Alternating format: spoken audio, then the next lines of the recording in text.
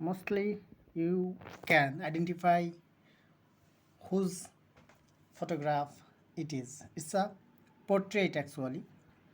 Is okay. Please guess. Okay, it is Socrates. Socrates was born in 470 BCE in Athens in Greece. Died 399 BCE, Athens, ancient Greek philosopher whose way of life, character, and thought exerted a profound influence on classical antiquity and Western philosophy. Socrates was one of the most famous Greek philosophers. He did not propose any specific knowledge or policy. He showed how argument, debate, and discussion could help men to understand difficult issues. Most of the issues he dealt with were only political on the surface. Underneath, there were moral questions about how life should be lived. Socrates had so much influence that philosophers before him are called the pre-Socratic philosophers. Enemies. It's not like that he had no enemy. He had enemies. Socrates made enemies, three of whom brought charges against him. Socrates was tried for his life in 399 BC, found guilty, and put to death by drinking hemlock, a herbal poison. The story of his trial and death is described by Plato in a book called the Apologia. Socrates and Plato. Most of what we know about Socrates comes from the works of Plato, who was his student. Socrates lived in the Greek city of Athens. His method of teaching was to have a dialogue with individual students.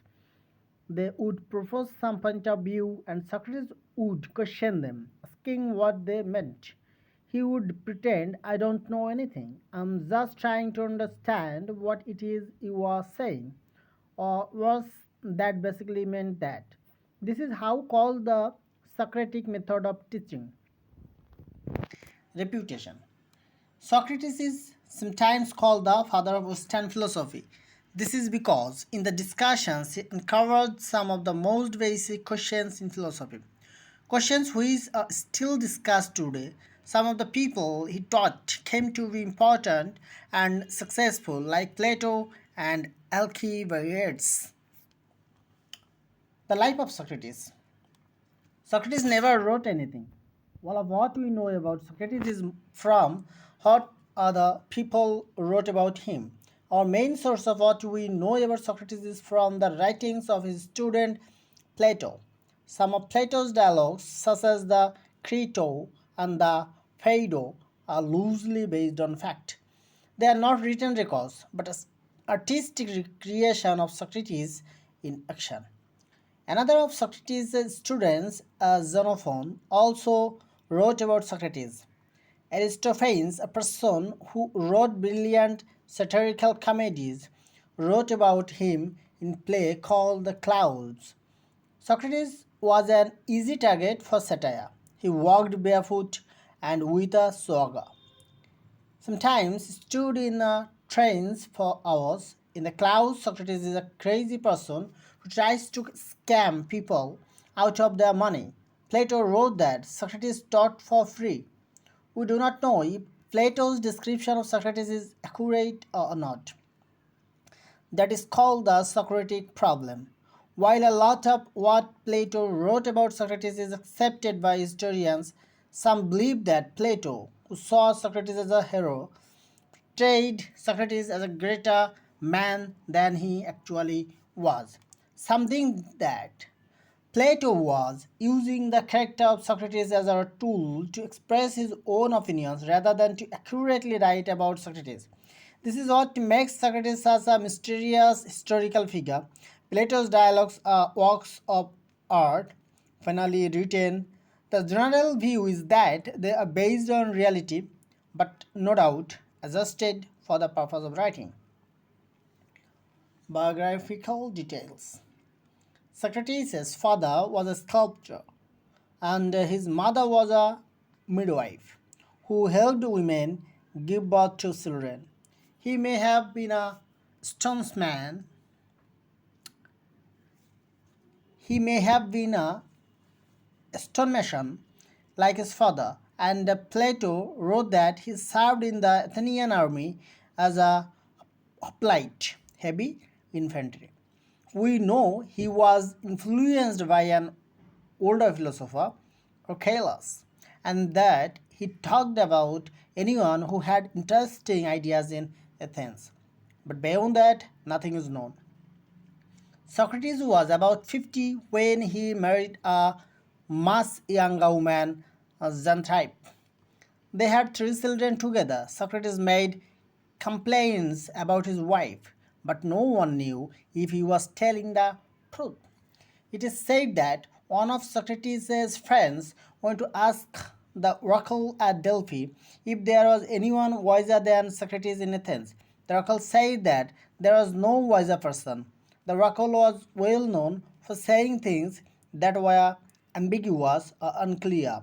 It did not say that Socrates was the wisest, just that there was no person wiser. After being puzzled by this, Socrates finally decided that his wisdom lay in knowing that he was ignorant. His attempts to show the citizens that some of their ideas were nonsense might help explain his unpopularity. In Plato's works, Socrates says he knows nothing, but he can draw out other people's ideas, just as his mother helped other women to give birth. The death of Socrates, the accusations. In 399 BC, when Socrates was an old man, three citizens, Meletus, Anytus, and Lycon, brought charges against Socrates. A trial was held. In ancient Athens, the procedure was quite different from the present day. There was a jury of 500 men drawn from the citizens. Both the accusers and the defendant had to make speeches in person to the jury. Guilt or innocence was by majority vote. There was no preset penalty if the verdict was guilty. Both the accuser and the defendant would make speeches proposing what the penalty should be. Again, a vote was taken. There were two charges against him. The general theme was that Socrates was a menace to society. The first charge was of hearsay, disbelief in the gods. It was probably meant to cause prejudice amongst the jurymen. Actually, Socrates observed all the correct procedures of the region of his times. The charge had been used successfully against another philosopher, Anaxagoras. The second charge was that he corrupted the youth with his teachings. What was meant by this? Apparently, this was not about his personal relationship with his pupils. It was about the way he was taught, thought to influence their political views. His circle had included a number of right-wing aristocrats whose ideas were now rejected by most citizens. The brilliant Alcibiades, once a great leader of Athens, was now seen as a traitor. The trial. Crato, a friend of Socrates, illegally paid the prison guards to allow Socrates to escape. Socrates, however, decided not to escape. When Socrates was put on trial, he gave a long speech to defend himself against the claims made by the Athens government. We have Plato's version of how Socrates defended himself in the Apologia. It starts: I do not know what effect my accusers have had upon you, gentlemen, but for my own part, I was carried away by them. Their arguments were so convincing. On the other hand, scarcely a word of what they said was true. The sentence. When Socrates was asked to propose his punishment, Socrates said that the government should give him free dinners for the rest of his life for all the good that he did for society. The court held a vote between giving Socrates a fine to pay or putting him to death. The verdict was that Socrates was to be put to death. Death of Socrates.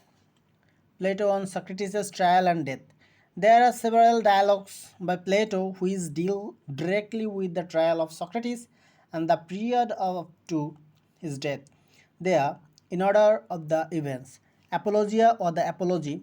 This deals in particular with Socrates' defense at his trial. It is regarded as accurate in substance and perhaps in detail. Crato. This deals with the month between his trial and his death. In particular, Socrates explains to his friend Crito why he is not going to escape or permit his friends to bribe the jailer. Third, Phaedo. This is a later work. It is written as if by an eyewitness of the last day of Socrates' life. In the work, Phaedo of Elias reports to a group of friends on what Socrates said on his last day. This is called a reported dialogue or one dialogue inside another. The Phaedo is longer than the other two works. Okay, now the ideas of Socrates. Socrates helped people to see what was wrong with the ideas. Sometimes they liked this, sometimes they were not happy or grateful. He said that he, Socrates, was not wise, but that he knew nothing.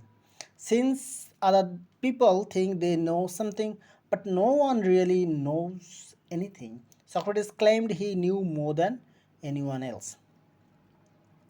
He said that people who do bad things do so because they do not know any better. People think that Socrates was a good man because he did no harm, except he asked questions about everything.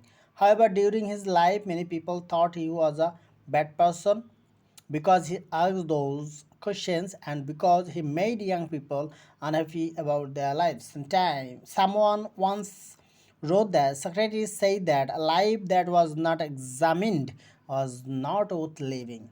This means that someone must think about their own life and its purpose. Some people believe that most humans are happier if they do not think too much about their life.